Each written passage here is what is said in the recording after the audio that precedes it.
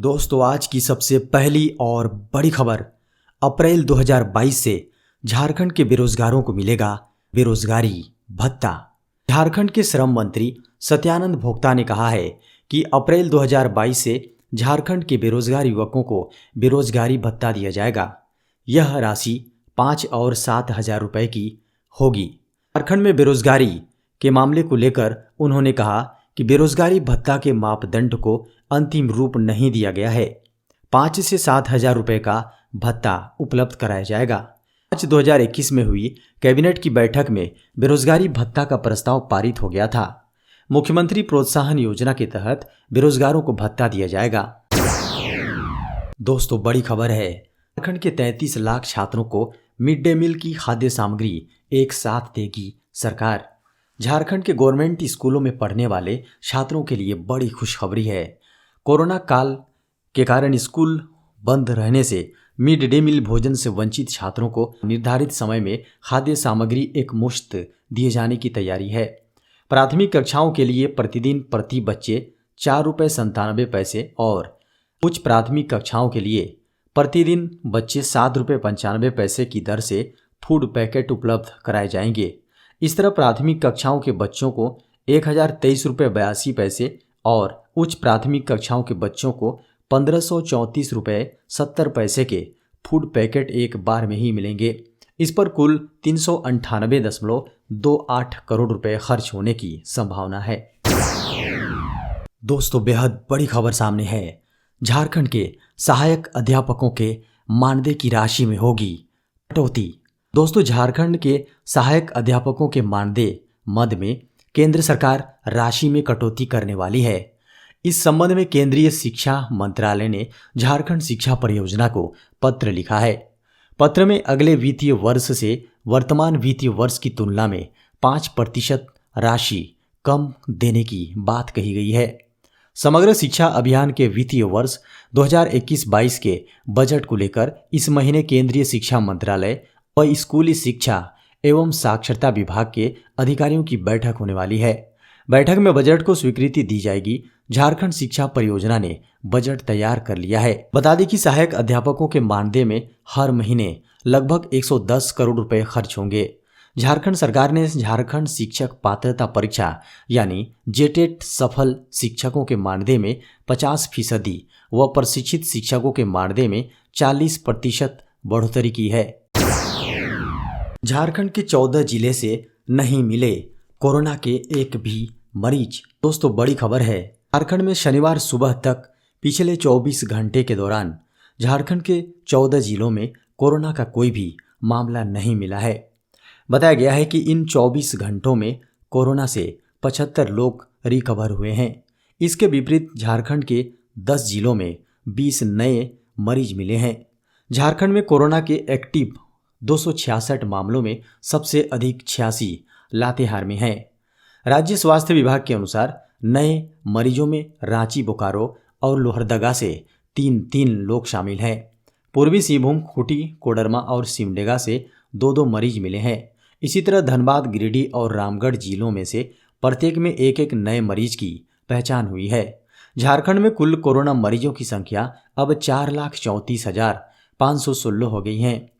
इस बीच कोरोना का पता लगाने के लिए जांच जारी है। जैक ने जारी किया 10वीं और 12वीं के admit card. Jharkhand academic council ने 10वीं और 12वीं की परीक्षा के लिए एडमिट कार्ड जारी कर दिया है। छात्र आधिकारिक वेबसाइट jack.jharkhand.gov.in पर जाकर प्रवेश पत्र डाउनलोड कर सकते हैं।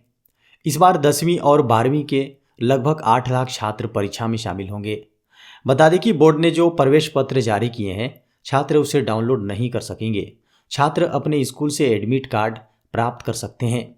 इसके लिए स्कूल के अधिकारी पंजीकृत पासवर्ड और लॉगिन क्रेडेंशियल का उपयोग करके इसे डाउनलोड कर सकते हैं। झारखंड बोर्ड इंटरमीडिएट और सेकेंडरी परीक्षा गुरुवार 24 मार्च से ऑनलाइन शुरू होगी। दोस्तों, बड़ी खबर है। अमूल के बाद अब मदर डेयरी ने भी बढ़ाए दूध के कीमत। अमूल के बाद अब मदर डेयरी ने भी दूध की कीमतें बढ़ा दी हैं। कीमतों में बढ़ोतरी के पीछे कंपनी ने लागत बढ़ने का हवाला दिया है। कंपनी की ओर से कहा गया है कि किसानों ने दाम बढ़ा दिए हैं। पैकेजिंग सामग्री और ईंधन की कीमतों में भी बढ़ोतरी हुई है, जिससे लागत में वृद्धि हुआ है।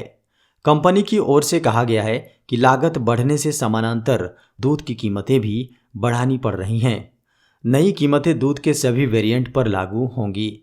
कंपनी ने कहा है कि बीते 6 महीनों से इनपुट कॉस्ट में लगातार बढ़ोतरी देखी जा रही है। देश में कोरोना वायरस के मिले 5,921 नए मामले।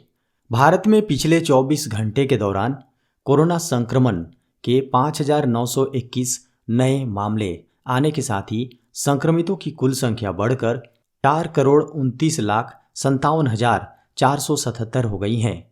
वहीं उपचाराधीन मरीजों की संख्या 63,878 है। केंद्रीय स्वास्थ्य एवं परिवार कल्याण मंत्रालय कल्याण मंत्रालय की ओर से शनिवार को सुबह 8 बजे जारी किए गए ताज़ा आंकड़ों के अनुसार पिछले 24 घंटे के दौरान 289 मरीजों की मौत हुई है, जिसे मिलाकर अब तक 5,14,878 लोगों की इस महामारी से मौत हो चुकी है। मंत्रालय ने कहा है कि देश में अभी 63,878 लोगों का कोरोना वायरस संक्रमण का इलाज चल रहा है, जो कुल मामलों का 0.17% है, जबकि मरीजों के रिकवर होने की दर में और सुधार हुआ है और यह 98.65% हो गई है। दोस्तों, बड़ी खबर है। यूक्रेन से अब तक लौटे झारखंड के 92 छात्र। झारखंड के 92 छात्र अब तक यूक्रेन से अपने देश वापस लौट चुके हैं। मुख्यमंत्री हेमंत सोरेन ने वापस आए कुछ छात्रों से मुलाकात की और उनका हाल जाना। बताया जा रहा है कि झारखंड के 8 और छात्र रांची के बिरसा मुंडा हवाई अड्डे पर शनिवार को पहुंचे। शाम तक और छात्रों के पहुंचने की संभावना थी। अब तक यूक्रेन से 92 लोग झारखंड में लौट चुके हैं। आधिकारिक विज्ञप्ति में कहा गया है कि नियंत्रण कक्ष ने शुक्रवार तक यूक्रेन के विभिन्न भागों में फंसे झारखंड के 184 छात्रों का पता लगाया है। इनमें से 117 पुरुष और 67 महिलाएं हैं। विज्ञप्ति में कहा गया है कि शुक्रवार को 33 छात्र झारखंड में वापस लौट आए हैं। रूस यूक्रेन युद्ध से अधर में भारत का चाय उद्योग। रूस यूक्रेन के बीच छिड़ी जंग से भारत का चाय उद्योग अधर में है, क्योंकि भारतीय चाय का बड़ा आयातक देश रहा है। CIS ब्लॉक यानी स्वतंत्र देशों के राष्ट्र कुल में रूस भारत से चाय आयात करने में सबसे बड़ा आयातक देश था। रूस 3 करोड़ 40.9 लाख किलोग्राम का सबसे बड़ा खरीदार था। वहीं CIS ब्लॉक भारतीय चाय का सबसे बड़ा आयातक रहा। ने 4 करोड़ 45.7 लाख किलोग्राम चाय का आयात किया। इसका आयात इससे पिछले कैलेंडर वर्ष में 5 करोड़ 16.3 लाख किलोग्राम था। CIS देश के बाद दूसरा सबसे बड़ा आयातक है। ईरान ने पिछले कैलेंडर वर्ष में 2 करोड़ 61 लाख किलोग्राम चाय का आयात किया था, जो साल 2020 की समान अवधि में करोड़ 37 लाख किलोग्राम के आयातक से कम है। बड़ी खबर है। चालू वित्तीय वर्ष में नहीं होंगे झारखंड में पंचायत चुनाव। झारखंड में पंचायत चुनाव मैट्रिक और इंटरमीडिएट की एग्जाम के बाद संपन्न होंगे। बताया जा रहा है कि झारखंड सरकार पंचायत चुनाव कराने को तैयार है। झारखंड सरकार ने चुनाव कराने की अनुशंसा झारखंड राज्य निर्वाचन आयोग से कर दी है। निर्वाचन आयोग मैट्रिक और इंटर की परीक्षा की तारीखों को ध्यान में रखते हुए पंचायत चुनाव का कार्यक्रम तैयार करेगा। झारखंड एकेडमिक काउंसिल ने मैट्रिक और इंटरमीडिएट वार्षिक परीक्षा 2022 का शेड्यूल जारी कर दिया है। ऐसे में एक बार फिर चालू वित्तीय वर्ष में पंचायत चुनाव होने के आसार बहुत कम है।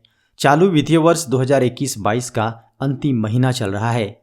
31 मार्च को खत्म हो जाएगा। अब नए वित्तीय वर्ष 2022-23 में झारखंड में पंचायत चुनाव की उम्मीद जताई जा सकती है। दोस्तों, बड़ी खबर है।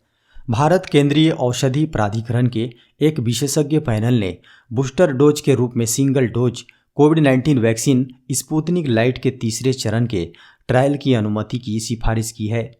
आधिकारिक सूत्रों के अनुसार औषधि मानक नियंत्रण संगठन की कोविड-19 पर विषय विशेषज्ञ समिति ने शुक्रवार को विस्तृत विचार विमर्श के बाद आवेदन की समीक्षा की और स्पुतनिक लाइट वैक्सीन के साथ परीक्षण शुरू करने की शर्त के साथ चरण 3 नैदानिक परीक्षण के लिए अनुमति देने की सिफारिश की। सिफारिशों को अंतिम मंजूरी के लिए भारत के औषधि महानियंत्रक के पास भेज दिया गया है। बता दें कि DCGI ने 4 फरवरी को भारत में स्पुतनिक लाइट वैक्सीन के लिए कुछ नियामक प्रावधानों के अधीन आपातकालीन उपयोग की अनुमति दी थी। जियो के ग्राहकों को तोहफा, बिना सिम कर सकेंगे कॉल। जियो ग्राहकों के लिए बड़ी खुशखबरी है। अब एक ही फोन में 5 सिम या फ़ोन नंबर तक चला सकते हैं। ये अब मुमकिन है। ये चीज़ ई सिम सपोर्ट के द्वारा उपलब्ध हुई है। ई सिम के द्वारा आप एक ही फ़ोन में 5 फ़ोन नंबर प्रयोग कर सकते हैं। ई सिम या एडेड सब्सक्राइबर आइडेंटिटी मॉड्यूल को सीधे फ़ोन में एम्बेड किया जाता है। बता दें कि ई सिम का सबसे बड़ा फ़ायदा है कि अगर ग्राहक अपनी सिम कंपनी बदलते हैं तो आपको सिम कार्ड नहीं बदलना होगा। सिम के ग्राहक मोबाइल में बिना सिम डाले भी टेलीकॉम सर्विसेज प्रयोग कर सकते हैं। इसके साथ ही मोबाइल टूट जाने या भीग जाने के कारण से यह सिम प्रभावित नहीं होगा। इससे डैमेज होने का खतरा नहीं रहता है।